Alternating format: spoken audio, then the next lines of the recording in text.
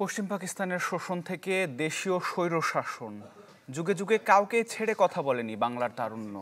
৭১ আর ২৪-এর শহীদদের আত্মত্যাগের ঋণ শোধ করতে তারা বদ্ধপরিকর।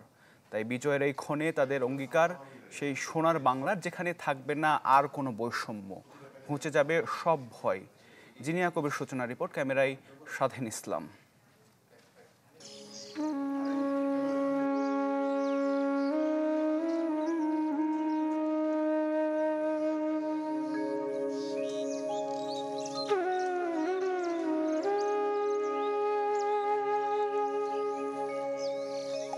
কৃত্রিম পায়ে চলছেন ২০ বছরের এক টকবগে যুবক,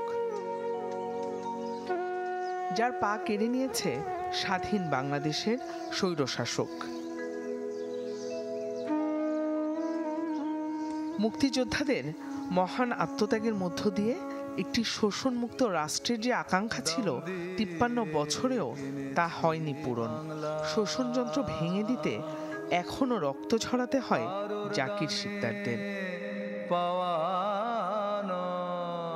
সবার আগে দেশ, আমরা যদি দেশকে না ভালোবাসি, নিজের পাকে ভালোবাসি, তাহলে তো দেশ আগাবে না। ৯০ কিংবা ২৪-এর গণ অভ্যুত্থান, ৭১ পরবর্তী বাংলাদেশকে যারা ভুল পথে নিয়ে গেছে, তাদের থামাতে বারবারই দাঁড়াতে হয়েছে তারুণ্যকে। বিজয়ের এই ক্ষণে তাদের চাওয়া, এবার অন্তত নতুনের পথে যাত্রা করুক সময়।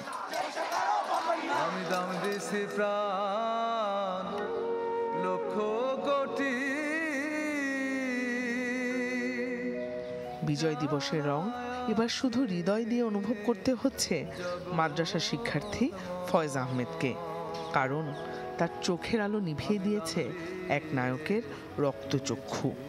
তার চাওয়া, যুগে যুগে এত আত্মত্যাগের বিনিময়ে রচিত হোক মুক্তিযোদ্ধাদের স্বপ্নের সত্যিকারের সোনার বাংলা। আমরা যদি চোখ দিয়ে না দেখতে পারি, তাহলে আমরা অন্তর চোখ দিয়ে দেখবো। কিন্তু এবং আমাদের যে বড় প্রজন্মের যে ভাইরা, আমাদের ছেলে সন্তান বা আমাদের ভাই বোনেরা যারা আসবে, ওরা যত চোখ দিয়ে যত বৈষম্য যারা না দেখতে পারে।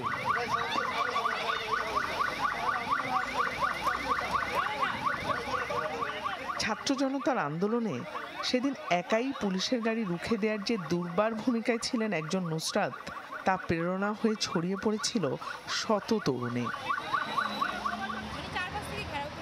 জন্মভূমি অথবা মৃত্যু, এই মন্ত্রে মুগ্ধ হওয়া ২৪-এর লড়াকুদের প্রত্যাশা ভবিষ্যতের বাংলাদেশ হোক সব শোষণ মোচনের।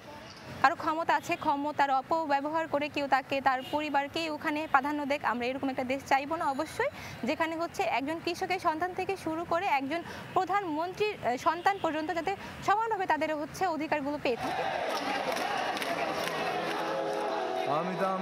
মহান বিজয় দিবসে তারুণ্যের প্রত্যয় যেন কবিরের কবিতার মতো, যতবারই হত্যা করো জন্মাবো আবার, দারুণ সূর্য হব, লিখব নতুন ইতিহাস। একটি শোষণ ও বৈষম্যমুক্ত দেশের যে আকাঙ্ক্ষা নিয়ে লড়াই করেছিলেন ৭১-এর বীর মুক্তিযোদ্ধারা, ২৪-এর গণ অভ্যুত্থানে আত্মত্যাগকারী তরুণদের চাওয়াটাও ভিন্ন কিছু নয়, বঞ্চনাহীন একটি সত্যিকারের স্বাধীন বাংলাদেশ। তবে তাদের সেই প্রত্যাশা কতটুকু পূরণ করবে এখনকার নীতি নির্ধারকরা, তা হয়তো সামনের দিনেই স্পষ্ট হবে। জিনিয়া কবির সূচনা, চ্যানেল 24, সাভার, ঢাকা।